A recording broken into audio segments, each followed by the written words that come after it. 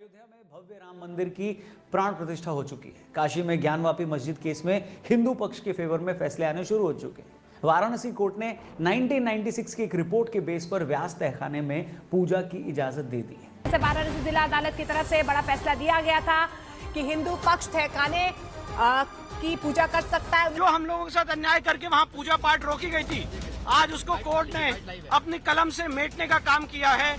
कुछ लोग व्यास तहखाने में पूजा के अधिकार की तुलना 80 के दशक में राम मंदिर में ताला खुलने की घटना से कर रहे हैं। आपको बता दें कि हिंदू पक्ष लगातार यह दावा करता रहा है कि ज्ञानवापी मस्जिद को मंदिर को तोड़कर बनाया गया है।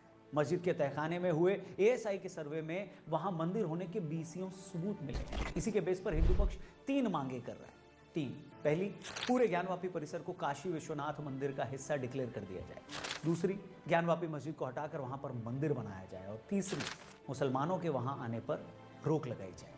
आप में से बहुत सारे लोग हैरान हो रहे होंगे कि आखिर सर्वे में ऐसा क्या मिल गया कि हिंदू पक्ष वहां मंदिर बनाने की बात कर रहा है। तो आइए आज आपको 350 साल पुराने इस विवाद की एक एक घटना का ब्यौरा देते हैं और मैं आपको विश्वास दिलाता हूं दोस्तों कि आज हम आपको ऐसी एक एक जानकारी देंगे जो शायद आज से पहले एक साथ आपको किसी और प्लेटफॉर्म पर नहीं मिली होगी। इसलिए जरूर इसे शेयर करना।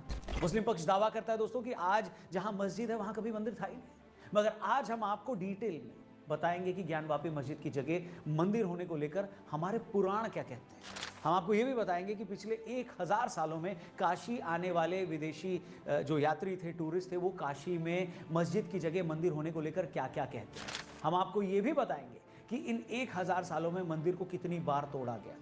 ये भी समझाएंगे आपको कि इन लगातार होते हमलों के बीच कैसे बार बार इस मंदिर को खड़ा कर दिया गया। और साथ ही हम आपको आज की तारीख तक लाएंगे और बताएंगे कि इस मामले में अदालती कार्रवाई कब शुरू हुई, उसमें आज तक क्या क्या हुआ और जिस एएसआई की रिपोर्ट के बेस पर हिंदू पक्ष वहां मंदिर होने का दावा कर रहा है, उस रिपोर्ट में आखिर क्या क्या है। ये सब कुछ अगले 15 मिनट में मैं आपको बताने वाला हूं। रिक्वेस्ट यही करूंगा कि जो कुछ कर रहे हैं कुछ मिनटों के लिए उसे रोक दें और पूरी तरह हमारे साथ हो जाएं, क्योंकि एक भारतवासी होने के नाते आपके लिए ये जानना बहुत इंपॉर्टेंट है कि किन किन लोगों ने आपका पास्ट, आपका अतीत मिटाने की कोशिश की। और आपके लिए यह भी समझना बहुत जरूरी है कि आप ही के किन लोगों ने उस मिटते अतीत को बार बार बचाने की कोशिश की।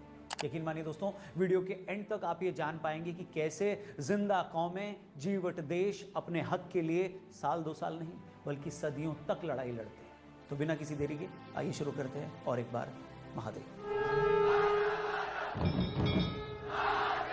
दोस्तों, एक ऐसा शहर जिसका नाम सुनते ही मन भक्ति भाव से भर जाता है। एक ऐसा शहर जिसे विश्व की सबसे पुरानी नगरी कहा गया है, जो भगवान शिव के त्रिशूल पर बसी हुई है। एक ऐसा शहर जिसका जिक्र सबसे पुराने ऋग्वेद, रामायण, महाभारत और स्कंद पुराण तक में है। कहते हैं जब विश्वामित्र ने राजा हरिश्चंद्र की परीक्षा ली थी तो वो शरण लेने इसी काशी में आए थे। इसी से पता चलता है कि ये नगरी कितनी पुरानी है। कुल 18 पुराणों में स्कंद पुराण सबसे बड़ा है, जिसकी रचना महर्षि व्यास जी ने की। स्कंद पुराण में कुल 7 खंड है: महेश्वर खंड, वैष्णव खंड, ब्रह्म खंड, काशी खंड, अवंत्य खंड, नागर खंड और प्रभास खंड। इन 7 खंडों में काशी खंड में विश्वनाथ मंदिर का जिक्र है।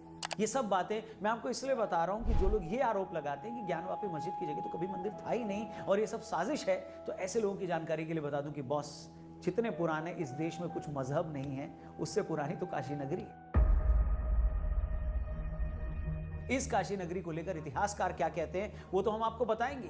पहले ये जान लेते हैं कि इसे लेकर हमारे वेद पुराण क्या कहते हैं। इसलिए यह भी जानना जरूरी है कि स्कंद पुराण का काशी खंड ज्ञानवापी को लेकर क्या कहता है।